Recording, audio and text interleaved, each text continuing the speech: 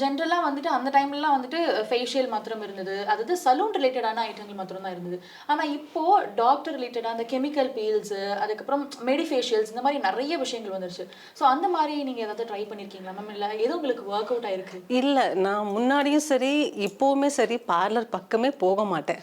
ஏன்னா நெறைய கால்ஸ் வரும். இப்ப நம்ம கொலாபரேஷனுக்கே வந்து நெறைய வந்து காஸ்மெட்டிக்ல இது பண்ணலாம், அது பண்ணலாம். நான் ஒரு பேஜ்லேருந்து என்ன ஒரு 6-7 மாசமா எனக்கு கேட்டுக்கிட்டே இருக்காங்க, வாங்க வாங்கன்னு. எனக்கு என்னன்னு தெரியல.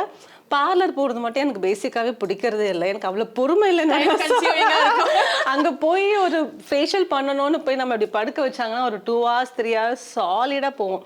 என்னால கொஞ்ச நேரமே சும்மா உட்கார முடியாது. ஏதாவது ஒன்று அப்படியே க்ளீன் பண்ணிட்டே ஏதாவது ஒன்று பண்ணிட்டே இருப்பேன். அங்க போய் அந்த பொறுமையா 3 ஹவர்ஸ் இருக்கிறதுக்கு எனக்கு டைம் இல்லை. எனக்கு அது பொறுமை இல்லை ஃபர்ஸ்ட்.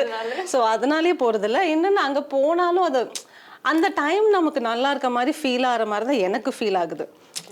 ஏன்னா ஒரு 1 hour 2 hour ஒரு நம்ம வீட்லயே சும்மா 1 hour அப்படியே தேய்ச்சிக்கிட்டே இருந்தோம்னா அது வாஷ் பண்ணோடனே ஃபேஸ் நமக்கு பளிச்சுன்னு தான் ஃபீல் ஆகும் டெஃபினட்டா. ஸோ அது தப்பு சொல்ல முடியாது, அவங்களே நம்ம அது அவங்களோட இது. எனக்கு அது இஷ்டம் இல்லை.